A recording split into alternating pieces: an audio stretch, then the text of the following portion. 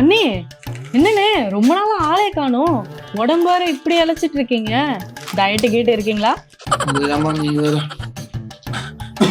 இந்த இருமல் இருக்குல்ல, ஒரு மாசமா என்னை போட்டு பாடா படுத்துதுமா. நானும் என்னென்னமோ பண்ணி பார்த்துட்டேன். ஆனா இந்த இருமல் மட்டும் போகவே மாட்டேங்குது. என்ன பண்றதுன்னே தெரியலமா. என்னன்னு சொல்ற? ஒரு மாசமா இருமல் இருக்கா? ஆமாமா. அட, இதெல்லாம் முன்னாடியே போய் டெஸ்ட் எடுத்துடணும்னே. இது டிபியா கூட இருக்கலாம், யாருக்கு தெரியும்.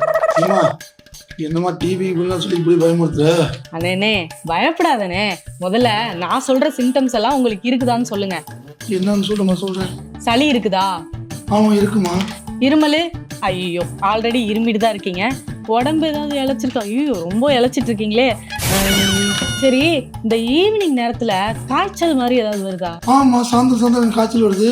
சளி வரும்போது ரத்தம் வர மாதிரி ஏதாவது இருக்கா? ஆமாமா. இதெல்லாம் எப்படி உங்களுக்கு தெரியும்? அப்ப இது கன்ஃபார்ம் டிபி தானே? டிபி இப்படிலாம் சொல்லி பயமுறுத்தாதமா நீங்க. அண்ணே, இதுல பயப்படுற அளவுக்குலாம் ஒண்ணும் இல்ல. முதல்ல பக்கத்துல இருக்கிற ஹாஸ்பிட்டல் போய் ஒரு டெஸ்ட் எடுங்க. ஏமா, காசு இருந்தா ஹாஸ்பிட்டல் போய் பார்க்க மாட்டேனா? நானே காசு இருந்தா ஹாஸ்பிட்டல் சைட்லாம் போறது இல்லை. இதுல டிபி இபின்னு வேற சொல்றேன். அதுக்கெல்லாம் நிறைய செலவாகாதா? நான் என்னமா பண்றது?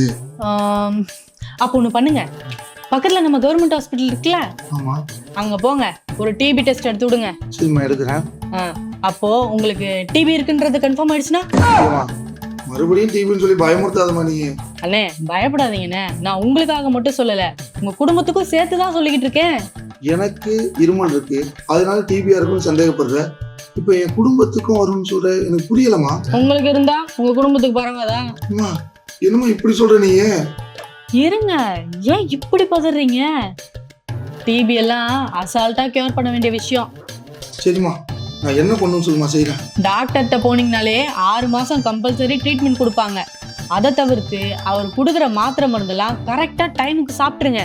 அப்புறம் பாருங்க, இந்த டிபி, இந்த இருமல், காய்ச்சல் எதுவுமே உங்க உடம்புல நிக்காது. ஆமா, இவ்வளவு டீட்டெயிலா சொல்றிய. இந்த டீட்டெயிலாம் உனக்கு எப்படிமா தெரியும்? அண்ணே, தேவையில்லாத ரீல்ஸ் எல்லாம் எவ்வளவு பாக்குறீங்க? தேவை இருக்கிற இந்த அவேர்னஸ் வீடியோ எல்லாம் கவர்மெண்டே போடுறாங்களே, அதெல்லாம் நீங்க எங்க பாக்குறீங்க? எனக்கு அங்கமாலாம் தெரியுது. நான் பார்த்தேன், இங்க நான் பேசிக்கிட்டு இருக்கேன். சரிம்மா, இதெல்லாம் பேக் பண்ணு, நான் டாக்டர் போய் பார்க்கறேன். சரி, எல்லா விஷயத்தையும் கேட்டுட்டு பில்லுக்கு காசு கொடுக்காம போயிட போறீங்க. காசு கொடுத்துட்டு போறேன். காசு கொடுக்காம போவேன், புதுசா வரேன். போடுமா, போக மாட்டேங்குது. காச நோயை கண்டறிந்து குணமாக்குவோம். காச நோயே இல்லாத தமிழ்நாட்டை உருவாக்குவோம்.